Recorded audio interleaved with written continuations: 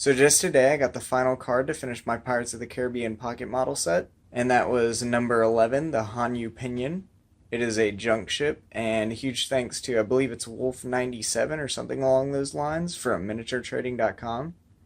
He was able to get that one to me pretty quickly. So I wanted to do a quick rundown of all the ships and cards so that those who aren't familiar with the wave can get familiarized with it. And all these things in the back here are how you get the special edition ships and Krakens. So if we look at our lineup here, everything from here over, these 9 ships and creatures, are special edition and can only be pulled from these 8 packs here.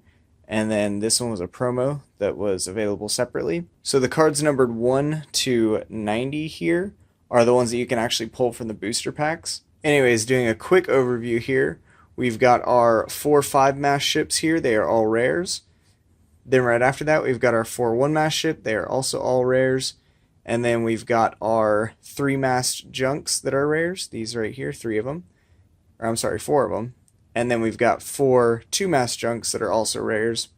Then we move into rare crew members. And we've got some double crew members there. And we'll come back and look at these individually. And then we've got our uncommon 4-mast ships. There are 6 of those. And they go to there. And then we have our uncommon 3-mast ships. And there are 6 of those as well. And then we have our 3-mast galleys, common ships. There are 3 of them. And then 3 more 2-mast commons right here. And then we have our 6 2-mast commons all the way to there. And then we have our 3-mast common ships. There are 6 of those. And they are just a different style than the uncommon ones. If you can see, they have an upper deck here. And again, we'll take a closer look at those later. Then we've got our common crew all the way down to here. And then we've got our unique treasure and some uncommon, some rare. I don't really remember since all the numbers are on the back side. But we'll take a closer look at those later as well.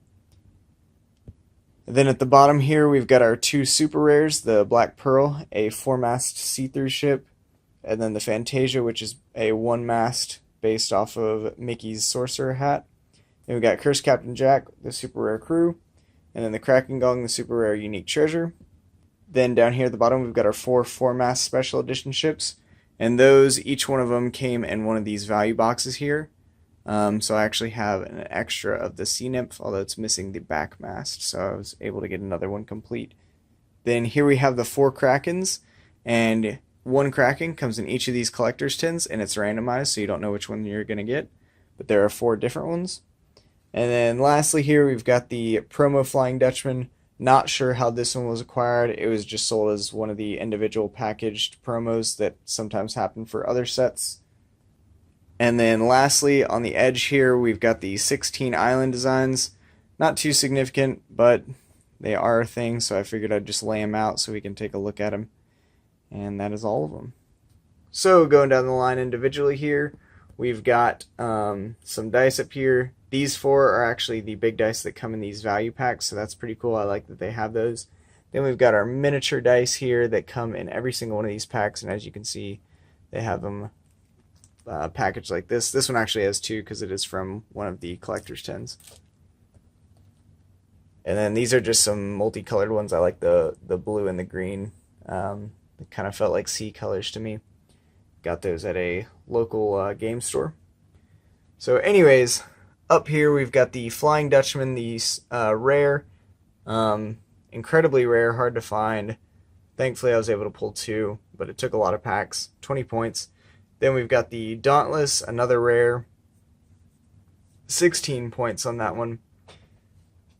And I'm just going to keep going down these unless I have something significant to say about it. So now we have the HMS Endeavor. That is one of the best fighting ships in the game. And then next to it we have the Grand Barnacle. Then we have the Jollymon. I love this 1-point ship here. It's a lot of fun to just throw that at the end of your fleet when you have 1 point left. The rest of these 1-mast ships, the Barnacle, the Adventure, and the Trepassy, not too big fans of those. They're very expensive for what they give you. Then we have the Empress, and then the damaged Empress here.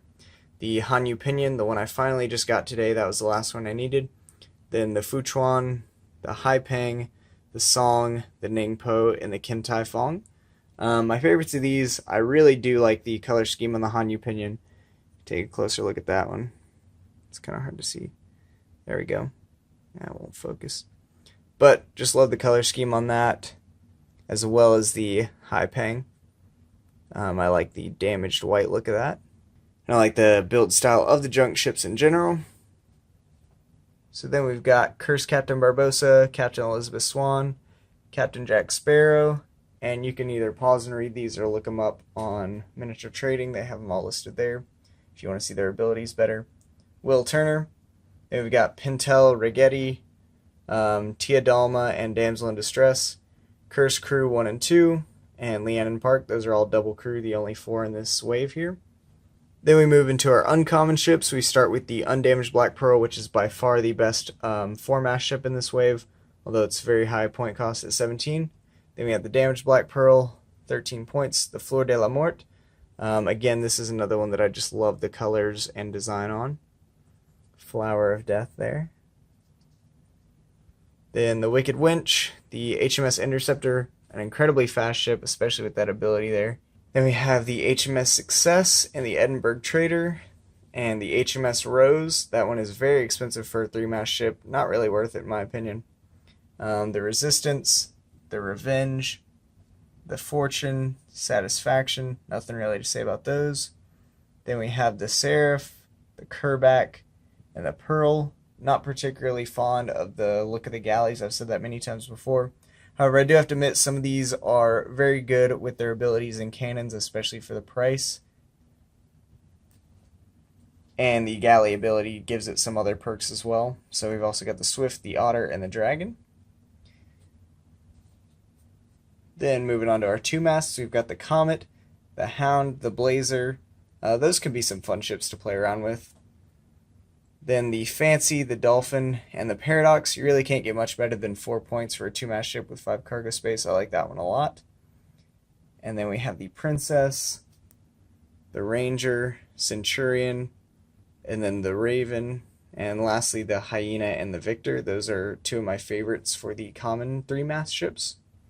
And that's pretty much it for our standard ships. Now we've got Lord Cutler Beckett, Calypso, Captain Davy Jones, Captain Jack Sparrow, Will Turner, Elizabeth Swann, Captain Sao Fang, Barbossa, Admiral Norrington, Jack's Piece of 80 Unique Treasure there, Davy Jones' Heart, Jack's Compass, the Pirata Codex, and then we've got Macus and Elizabeth's Piece of 8, Jimmy Legs and Davy Jones' Key, Palafico and Pirate Globe, Bootstrap Bill and Dead Man's Chest, Governor Swan and Marines, Mercer and Curse of the Black Spot, Mulroy and Gun, Murtaugh and Sword, Gibbs and Aztec Medallion, Anna Marie and Spyglass, Cotton and Letter of Marque, Marty and Rum, Regular Norrington, Amon the Corsair, Capitan Cheval,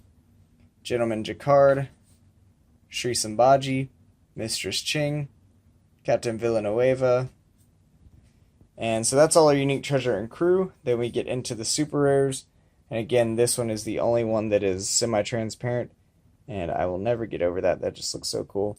And I love that even the card itself is like that. So you can see the text through it.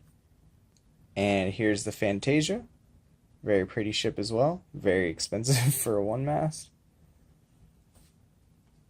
Then Cursed Captain Jack. Then the Kraken Gong, which is absolutely game-breaking, but really can be fun, especially when you have 4 Krakens.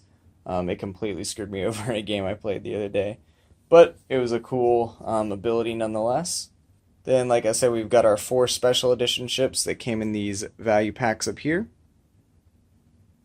We've got 2 English ones, the HMS Diamond and the HMS Phoenix.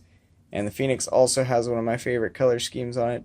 Just the blue of the deck there is very cool. Then we've got our 2 pirate ships, the Neptune and the Sea Nymph. Finishing off strong, we've got some really powerful sea creatures with the Krakens.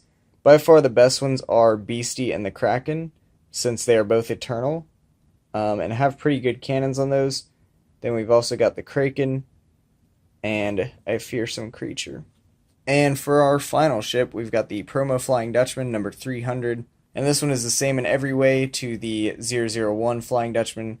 The only difference is it is 9 points less, and it doesn't have any of the abilities like Ghost Ship or Eternal, or I think when you eliminate crew, you eliminate all of them for a boarding party.